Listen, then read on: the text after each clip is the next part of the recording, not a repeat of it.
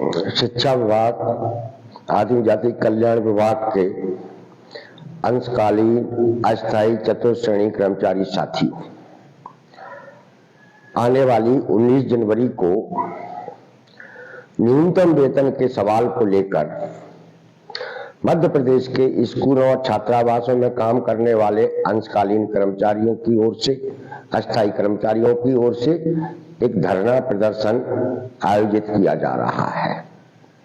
इस धरना प्रदर्शन में आप सब लोगों की उपस्थिति इसलिए अनिवार्य है कि आप सब लोगों के साथ सबसे ज्यादा अन्याय हो रहा है।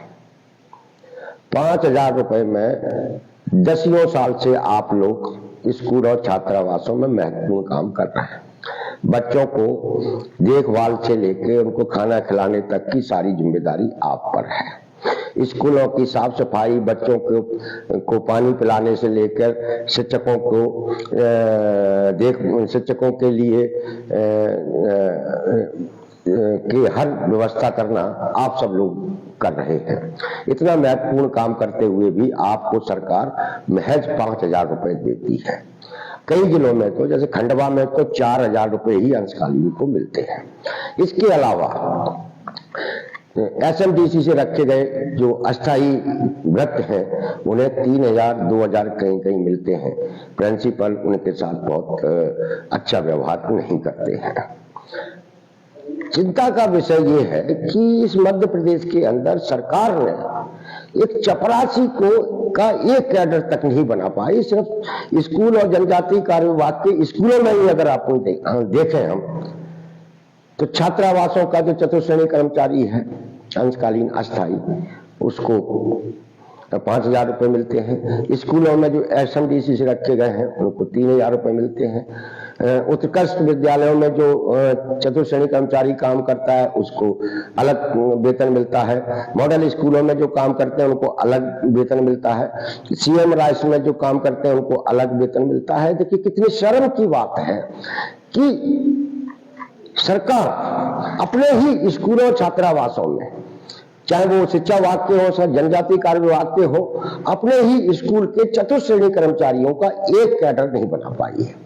उन्हें एक नाम से भी नहीं रखा गया, उन्हें एक जैसा वेतन भी नहीं देती है। ऐसा क्यों?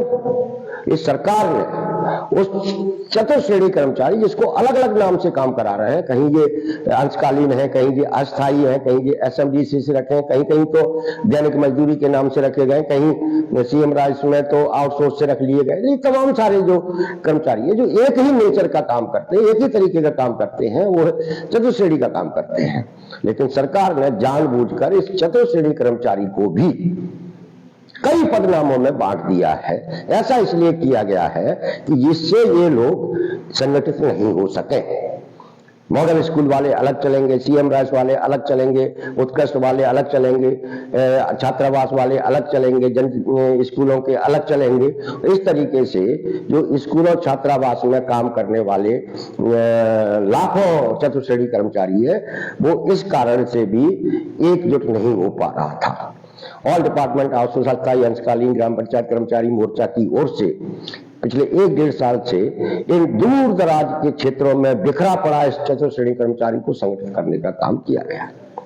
आज ये सब लोग जागरूक हुए हैं अपने न्यूनतम वेतन के सवाल को। ये हमारा अपना वेतन नहीं है, ये सरकार के द्वारा तय किया गया न्यूनतम वेतन है कि जो भी व्यक्ति हमारे यहाँ काम करेगा उसे हम, सरकार का तय न्यूनतम वेतन है 12,500 वो देंगे।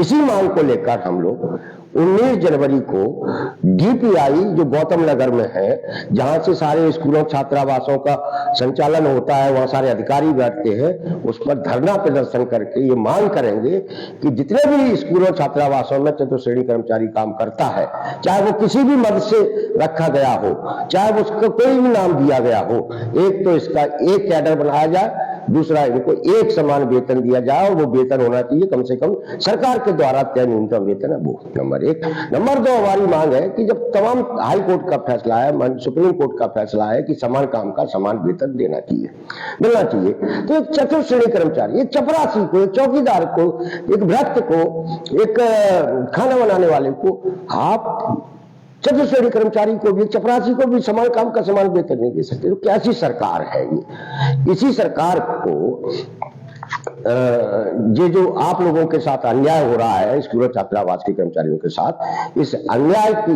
ओर सरकार का ध्यान खींचने के लिए, अधिकारियों की मनमानी रोकने के लिए 19 जनवरी का धरना प्रदर्शन तय किया गया है। आप ये जितनी विडंबना है कि स्कूलों के प्रिंसिपल इन चतुश्रेणी कर्मचारियों के साथ बहुत अमानवीय व्यवहार करते हैं, छात्रावासों के अधीक्षक बहुत अमानवीय व्यवहार करते हैं। ऐसा लगता है कि जैसे सरकार ने स्कूलों छात्रावासों को प्रिंसिपलों छात्रावास अधीक्षकों के नाम कर दिया गया हो, ये इनके बाप दादाओं की प्रॉपर्टी हो, जबकि वो सरकारी स्कूल है, सरकारी छात्रावास है, जहां पर काम करने वाले हर चतुश्रेणी कर्मचारी का उस छात्रावास स्कूल पर उतना ही अधिकार है जितना प्रिंसिपल का है या वह काम करने वाले शिक्षकों का है। इसी अधिकार को पाने के लिए 19 जनवरी को प्रदेश के लाखों लाख अंशकालीन अस्थायी चतुश्रेणी कर्मचारी भोपाल पहुंचे और डीपीआई के धरना प्रदर्शन को सफल बनाए। नमस्कार।